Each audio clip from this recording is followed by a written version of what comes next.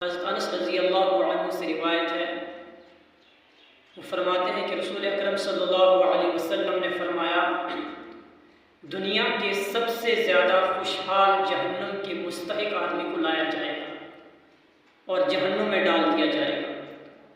جب آپ اس کے جسم پر اپنا پورا اثر دکھائے گی تب اس سے پوچھا جائے گا، اے آدم کے بیٹے، تو نے کبھی اچھی حالت دیکھی؟ تجھ پر کبھی عیش و آرام کا دور گزرا ہے؟ وہ کہے گا نہیں یا اللہ، تیری عزت و جلال کی قسم، تیری قسم، اے میرے رب، کبھی نہیں، یعنی میں نے کوئی عیش و آرام نہیں دیکھا۔ جب اسے جہنم کی آگ کا اثر ہوگا تو وہ دنیا کی ساری نعمتوں کو، سارے عیش کو بھول جائے گا۔ پھر دنیا میں انتہائی تنگی کی حالت میں جینے والا شخص جو جنت کا مستحق ہوگا کہ اس نے دنیا کے اندر کوئی سکھ نہیں دیکھا، دنیا کے اندر کوئی آرام نہیں دیکھا، وہ جنت کا مستحق اس آدمی کو بلایا جائے گا اور جنت میں رکھا جائے گا۔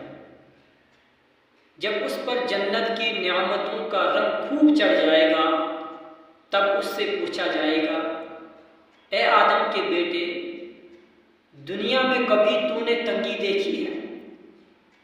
کہ آدم کے بیٹے، تو نے دنیا میں کبھی تنگی دیکھی ہے؟ کبھی تجھ پر تکلیفوں کا دور آیا ہے؟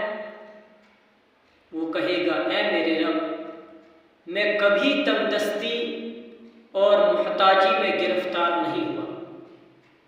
یعنی جب جنت کے اندر ڈالا جائے گا، جنت کی نعمتیں اس کو دی جائیں گی تو وہ دنیا کے سارے دکھ بھول جائے گا، وہ دنیا کی ساری تکلیفوں کو بھول جائے گا۔